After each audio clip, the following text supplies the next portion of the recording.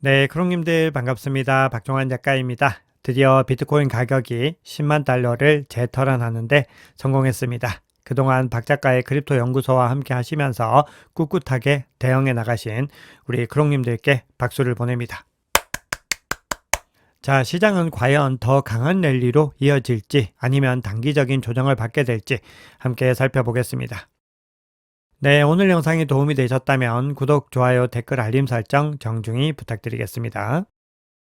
네, 그러면 거시경제 이슈부터 간단하게 짚고 가겠습니다. 뉴욕 증시 3대 주가 지수는 모두 다 상승으로 마감을 했습니다. 이렇게 상승 마감한 배경에는 트럼프 행정부가 지난달에 전 세계 대부분 국가를 대상으로 선제적인 관세를 매기면서 관세 전쟁이 시작이 됐었죠. 그런데 처음으로 주요 교역국과 합의를 이뤄냈다라는 부분들에서 시장이 안도감을 나타내고 있습니다. 첫 대상국은 바로 영국이었는데요. 영국산 자동차에 대해서 품목별 관세를 연간 10만 대에 한해서 기존 25%에서 10%로 낮추기로 했고, 영국산 철강과 알루미늄에 대해서는 25% 관세를 폐지하기로 했습니다. 대신 10% 기본 관세는 유지가 되고, 이를 통해서 60억 달러의 세수를 창출할 수 있을 것이다 라고 미국 행정부에서는 이야기를 하고 있습니다. 그리고 굉장히 중요한 성과라고 트럼프 대통령도 본인의 트루 소셜을 통해서 밝히고 있습니다. 네, 그런데 영국은 미국의 교역국으로서 10위권 바깥에 있습니다. 약 10위권에서 11위 정도 규모의 교역 국가이고요. 사실 더 중요한 국가들이 많이 남아 있습니다. 그 중에서도 현재 시점에서 가장 중요한 것은 중국과의 합의가 어떻게 이루어질 것인가, 이 부분들에 있는데요. 현지 시각으로 10일 스위스에서 스콧 베센트 미 재무장관과 허리펑 중국 국무원 부총리가 만나서 첫 협상을 진행을 하게 됩니다. 미 증시는 주말이어서 휴장하기 때문에 이 결과에 따라서 비트코인을 비롯한 암호화폐가 먼저 움직일 가능성이 있습니다. 그래서 이번 주말도 굉장히 중요하게 지켜보셔야 되는데요. 회담을 통해서 강대강의 대치로 치달은 이 미중 무역 갈등이 진화될 수 있을지, 이 부분들이 주목이 되는데, 미 정치 전문 매체이죠 폴리티코는 양국의 무역 갈등을 완화할 수 있는 첫걸음이 될 것 같다, 또 이런 분석을 내놓고 있습니다. 트럼프 대통령은 협상이 잘 되면은 본인이 직접 시진핑 주석과 만날 수 있고 실질적인 무역회담은 그때 열릴 것이다, 또 이렇게 강조를 하고 있습니다. 비트코인이 급등을 하면서 아마존을 제치고 글로벌 자산 순위에서 5위에 올라섰습니다. 비트코인 위에는 금을 비롯해서 미국의 빅테크 3개가 남아 있는데요. 엔비디아와 애플을 추월하는 것은 생각보다 오래 걸리지 않을 수 있습니다. 네, 시장이 빠르게 반등했기 때문에 온체인 지표를 통해서 현재 비트코인이 어느 구간에 놓여 있는지를 점검하는 것이 굉장히 중요하다고 생각을 합니다. 특히 그 중에서도 상승세가 지속이 되기 위해서는 약세장에서 강세장으로 전환이 이루어져야 되는데, 과연 전환이 실질적으로 이루어졌는지 한번 살펴볼 텐데요. 크립토컨트에서 제공하는 비트코인의 강세장과 약세장, 마켓 사이클 지표를 한번 살펴봤을 때 현재 시장은 강세장으로 전환하고 있는 것을 확인할 수 있습니다. 비트코인이 다시 10만 달러 수준을 돌파하면서 이 지표가 더 강하게 상승 국면을 보이고 있습니다.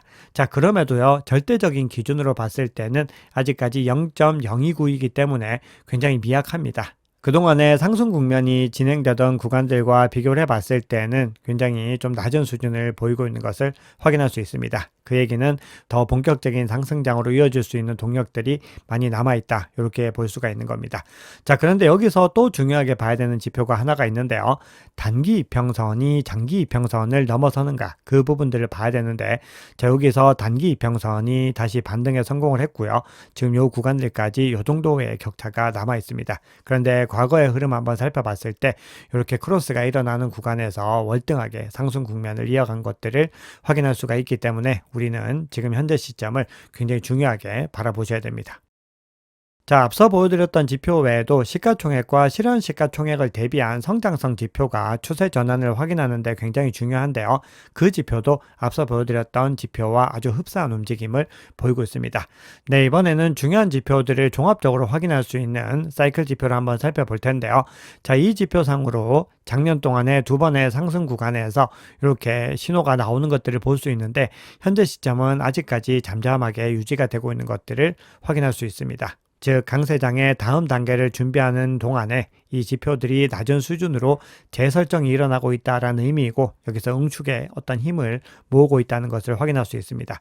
자, 그리고 또 중요한 부분들은요. 작년 동안의 상승장에서도 지난 대세 상승장 흐름과 같은 시그널은 나오지 않고 있는 것을 볼 수 있습니다. 사이클 탑 시그널에서 0.85를 넘어섰을 때 이렇게 갈색으로 표시되는 구간들이 나타나는데 그런 구간들까지는 나타난 적이 없다는 겁니다. 즉 이 얘기는 과거 사이클 대비로 봤을 때는 아직까지 가야 될 길이 꽤 많이 남아있다. 이렇게 해석을 할 수가 있습니다.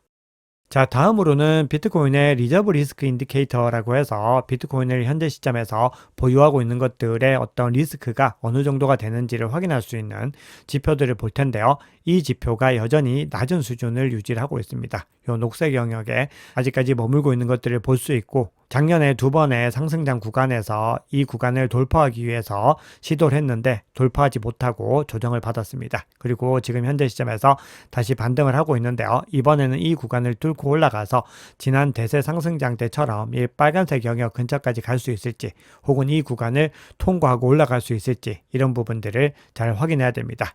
결론적으로 이 지표가 보여주고 있는 시그널은 현재 시점은 비트코인을 여전히 굳건하게 보유를 해야 되는 것이고 매도보다는 오히려 잠재적인 매수 시기에 더 가깝다라는 것을 확인할 수가 있습니다. 네, 그리고 앞서 보여드렸던 지표가 이 코인의 파괴일수와 관계된 지표입니다. 이 지표들을 종합적으로 산출해서 나타낸 지표인데요.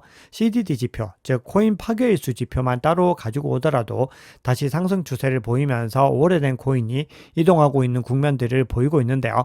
그럼에도 상승장 정점 구간들과 비교했을 때는 여전히 낮은 수준을 유지하고 있고 실질적으로 2021년 대세 상승장에서는 이보다도 더 월등하게 높은 구간으로 올라갔던 것들을 확인할 수 있습니다. 그래서 전체적인 지표 자체가 강세장으로 갓 진입을 했고 더 상승 여력이 남아있다라는 시그널들을 보여주고 있습니다. 그리고 본격적으로 장기 물량들도 이동을 하면서 유동성이 돌아오고 있는 시그널들이 나타나고 있는데요.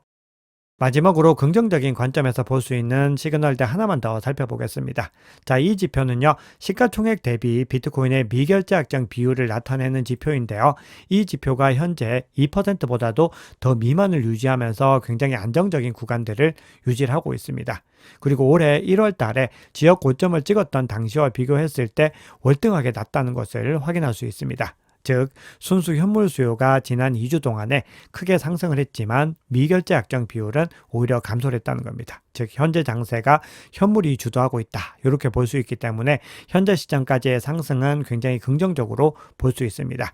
그리고 이후부터 해서 가격이 더 상승하고 전고점인 109K를 상방 돌파하고 나면은 파생상품 수요가 더 늘어나면서 파생상품 시장의 미결제 약정이 증가하게 될 것이고요. 여기에 따라서 포모가 더 유발이 되면서 개인 투자자들도 많이 유입이 되게 됩니다. 그러면은 가격은 더 크게 상승하고 그때부터 가격에 더 많은 거품이 끼게 된다라는 부분들을 주목하셔야 됩니다. 자, 그런데 단기적으로 급등을 했기 때문에 언제든지 또 단기적인 조정은 가능하다라는 관점이 중요합니다. 결국 우리는 중장기적으로 상승하는 관점들이 중요합니다. 가격이 크게 오르는 만큼 이해 관계자들이 다양하기 때문에 차익 실현 물량이 나오는 것은 당연한 시장의 이치로서 받아들여야 되는 거죠.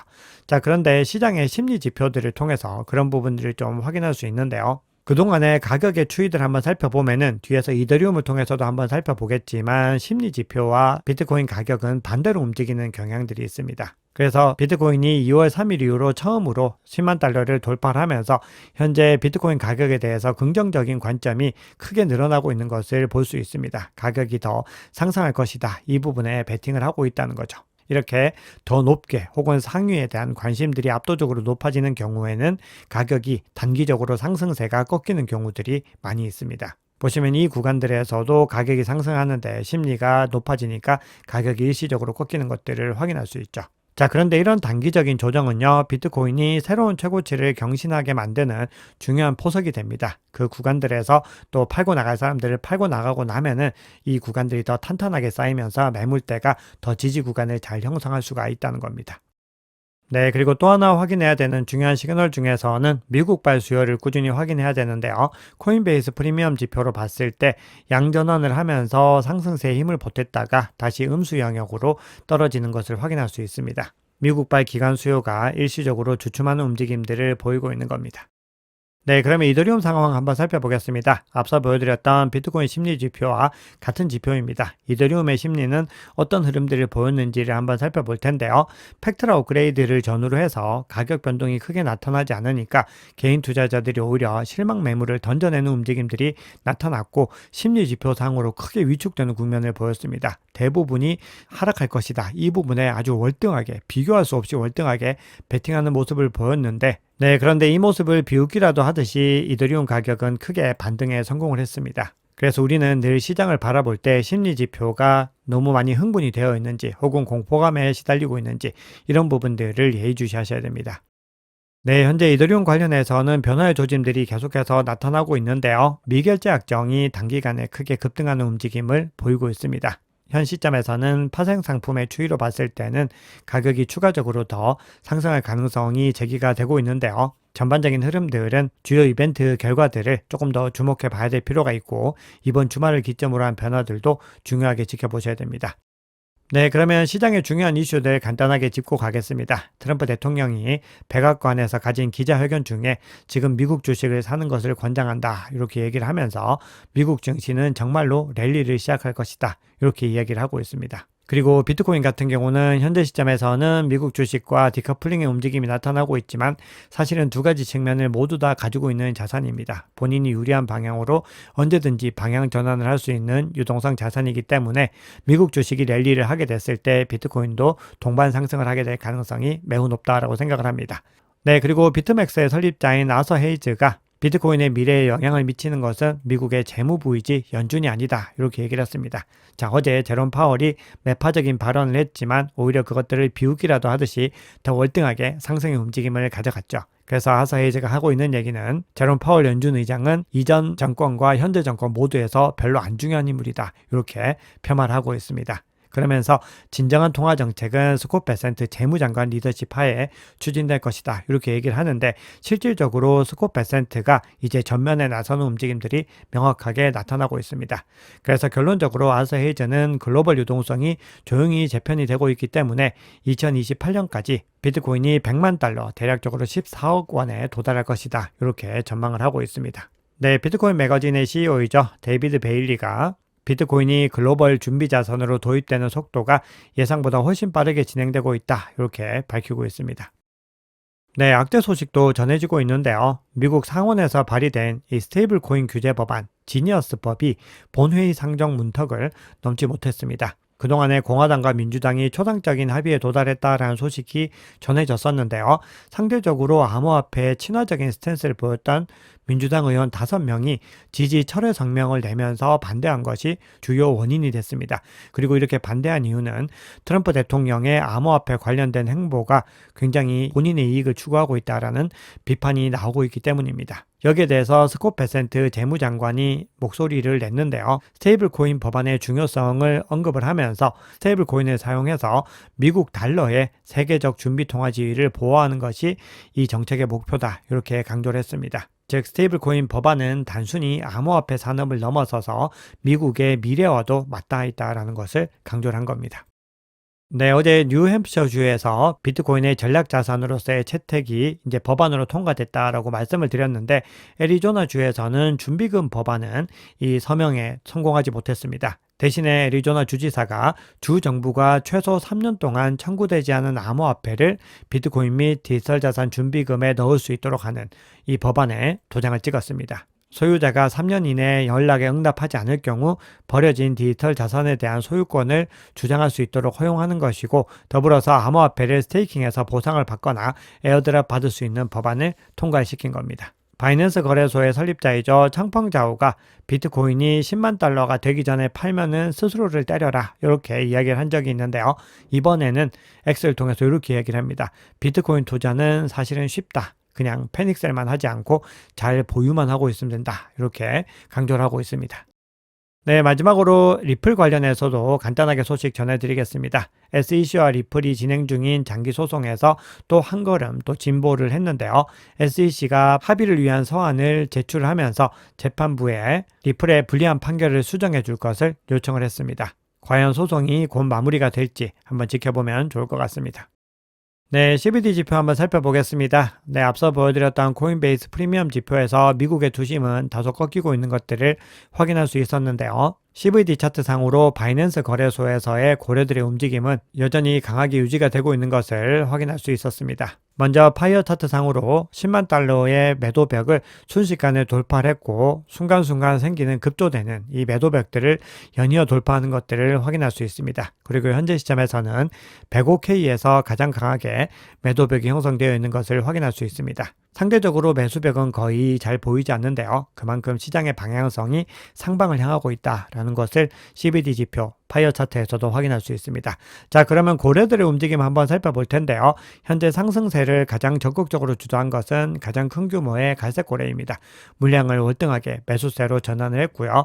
보라색과 녹색도 움직임에 동참을 했습니다. 반면에 빨간색과 주황색은 지지부진한 움직임을 보였는데요. 결론적으로 전체 주문량에서 매수세가 더 우위에 서면서 상승의 움직임을 시작을 하고 있습니다. 네, 비트코인 차트 한번 보겠습니다. 네, 앞서 강조드렸듯이 비트코인 가격이 단기적으로 급등을 했기 때문에 차익 실현 매물은 언제든지 나올 수 있다라는 것들을 염두에 두시면서 시장의 추이를 꾸준히 지켜보셔야 됩니다. 비트코인이 주요 저항 구간을 돌파하고 나서 요 구간이죠.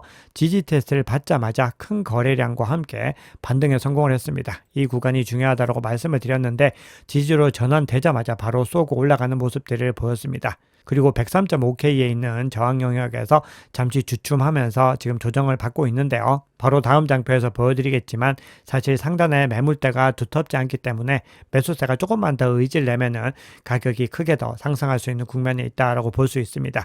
그래서 현재 시점에서 이 구간을 이제 상방 돌파한 이후에 지지 테스트를 받으면은 이제는 전고점 테스트를 진행을 하게 됩니다. 그리고 현재 시점에서 가격이 조정을 받더라도 10만 달러 상단을 지켜내는 것이 첫 번째로 중요하고 10만 달러가 일시적으로 다시 하방 돌파 당하더라도 이 구간을 지지를 받고 올라가는 것이 중요합니다. RSI 상으로 봤을 때는 이평선을 돌파하고 과매수 구간으로 진입을 하고 있습니다.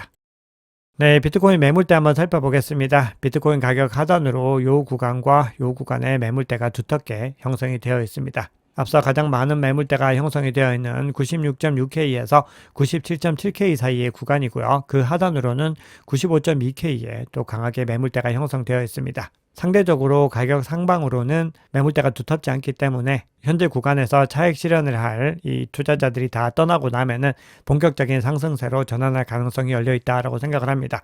다만 그럼에도 이번 주말에 이벤트 결과들을 주시를 해야 되기 때문에 늘 시장에서는 신중한 스탠스를 이어가는 것이 중요합니다. 네, 오늘 준비한 얘기는 여기까지입니다. 여러분 오늘 영상이 도움이 되셨다면 구독, 좋아요, 댓글, 알림 설정 정중히 부탁드리겠습니다. 지금까지 박작가였습니다.